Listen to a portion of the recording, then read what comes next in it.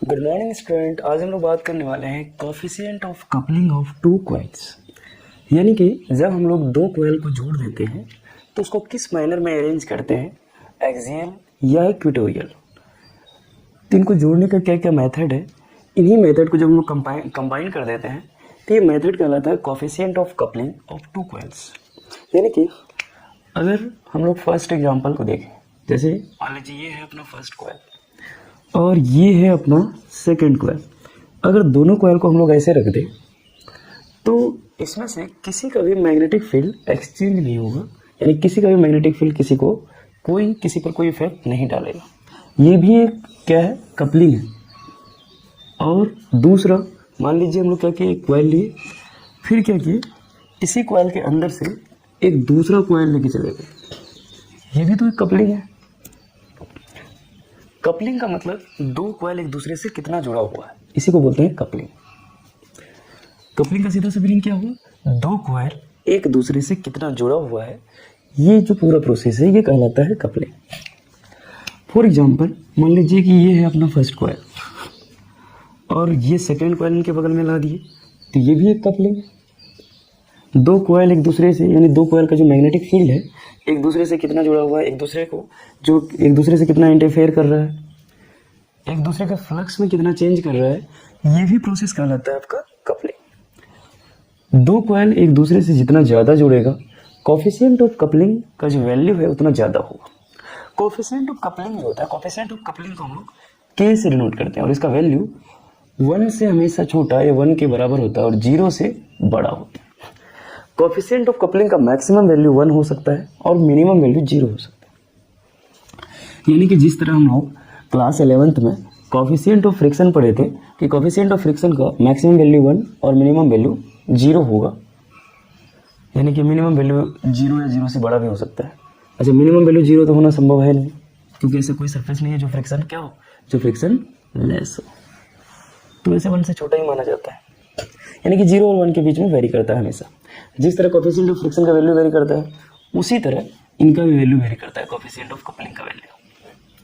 Coefficient of coupling का minimum value 0 होगा और मैक्सिमम वैल्यू 1 होता है। 0 और 1 के बीच इसका वैल्यू वेरी करते रहता है, ठीक है। और कपलिंग का मीनिंग तो हम बता ही दिए।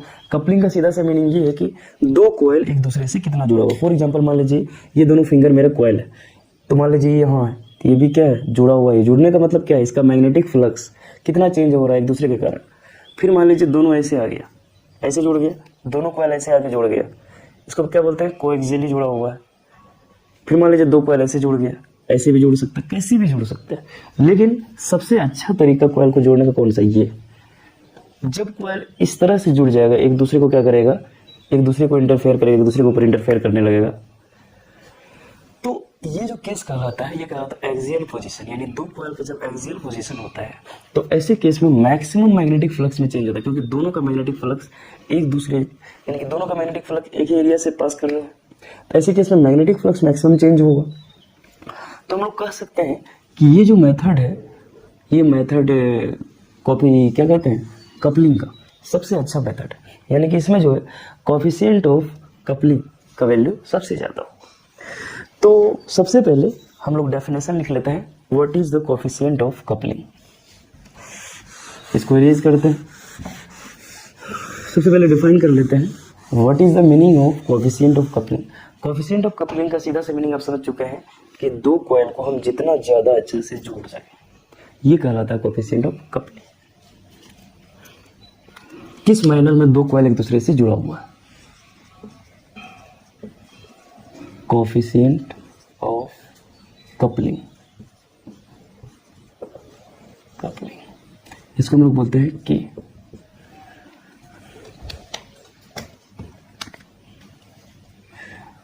तो हम लोग लिखेंगे coefficient of coupling, coefficient of coupling of two coils gives the measure of minor in which two coils are coupled together। Coefficient of coupling ये बताता है कि जो दो कॉइल एक दूसरे से किस मैनर में कपल्ड है, यानी जुड़ा हुआ है। ठीक है, ये पूरा कहलाता है कोफिशिएंट ऑफ कपलिंग। अच्छा, कोफिशिएंट ऑफ कपलिंग से जो है, यहाँ कोफिशिएंट है COFFICENT कोफिशिएंट, और ये है आपका coefficient of coupling. Coefficient of coupling को हम लोग कैसे डिनोट करते हैं? इनका जो वैल्यू होता है m/√L1 × L2। ये है कोफिशिएंट ऑफ कपलिंग। और ये अगर इनके बारे में बोल दें तो सबसे ज़्यादा पूछा जाता है, खास करके कोई भी बोर्ड हो, चाहे आपका CBSE बोर्ड हो या बिहार बोर्ड हो, कोई सा भी बोर्ड हो, सबसे ज़्यादा क्वेश्चन कोफिशिएंट ऑफ कपलिंग से पूछा जाता है। क्योंकि कोफिशिएंट ऑफ कपलिंग हम लोगों को ये बताता है कि दो कॉइल किस माइनर से जुड़ा हुआ है। दो कॉइल जो कपल्ड है, जुड़ा हुआ, कपल का मीन्स हुआ जुड़ा हुआ, किस माइनर में जुड़ा हुआ है, इक्वेटोरियली है या एक्सियली है, कैसे जुड़ा हुआ है। तो सबसे ज़्यादा ये पूछा जाता है। और के का वैल्यू जो है 0 और 1 के बीच हमेशा वेरी करते रहता है, यानी इसका रेंज। क्या के का कोई यूनिट होगा? नहीं। क्या होगा? के। It is the unitless. क्या होगा इसका यूनिट? क्या होगा? ये क्या होता है? के यूनिटलेस होता है। अगर यूनिटलेस है तो डायमेंशनलेस भी होगा। क्या होगा?